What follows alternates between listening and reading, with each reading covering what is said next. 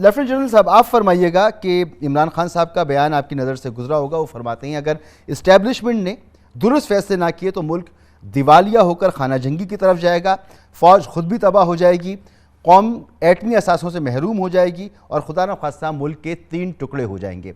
आपका रद्द अमल क्या है इस बयान को सुनने के बाद? जी, सबसे पहले तो मेरा ख्याल है कि जो मेरी असेसमेंट है, ना मुल्क तकसीम होगा इंशाल्लाह, ना हमारे एटमी असासे कहीं जाएंगे। ये तो मैं पहले बावर करवा दूं, ये मैं अपने पूरे तजर्बे और इल्म की बुनियाद पर कह रहा हूँ। मेरी इस्तदा है तमाम पॉलिटिकल लीडर से, और आपने उनका एक जायजा भी पेश किया है कि वो मेहरबानी करके अपनी पॉलिटिक्स में मुल्क की सालमियत और अफवाज पाकिस्तान को ना लेकर आया करें। अपना जो आपने लड़ाई करनी है उसको रखें, आप पॉलिटिकल एरेना में रखें।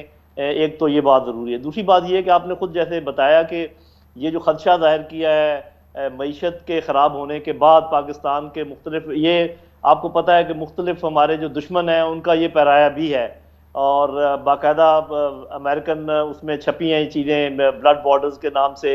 उसके अलावा इंडियंस ये कहते चले हैं, तो हमें कभी भी रीइंफोर्स नहीं करना चाहिए जो दुश्मनों का एक प्लान हो या जैसे भी है। लेकिन ये भी आपने ही बताया, दुरुस्त कहा कि ये कोई इमरान खान साहब का कोई ऐसा अनोखा खदशा नहीं है, ये सभी ने ये काम किया है। चाहे कोई भी पार्टी हो, चाहे नून हो, चाहे पीपल्स पार्टी, उन्होंने अपने अपने बलूचिस्तान के बारे में कहा गया ये ना किया तो पाकिस्तान टूट जाएगा, सदारती निज़ाम के बारे में कहा कि ये हुआ तो वो हो जाएगा, और भी आपको पता है, आपने खुद जो मिसाल दी वो भी आपके सामने है। तो मेरे अपने ख्याल में इससे हमें परहेज करना चाहिए। अब जबकि इस्टेब्लिशमेंट अपने आप को सियासत से दूर रखने की कोशिश कर रही है, तो तमाम सियासी जमातों को चाहिए कि उनकी मदद करें, उनको वापस घसीटने के बजाय उनका जिक्र ही ना करें, उनको बाहर रहने दें। और बस ये मैं जरूर कहूंगा कि इस्टेब्लिशमेंट का, और जिसमें जब मैं इस्टेब्लिशमेंट कहता हूँ चीफ जस्टिस को भी मैं शामिल करता हूँ, आर्मी चीफ को भी शामिल करता हूँ, इतना जरूर एक काम बनता है मौजूदा हालात में, क्योंकि इस कदर कड़वाहट है, इस कदर दूरी है पीडीएम और पीटीआई में,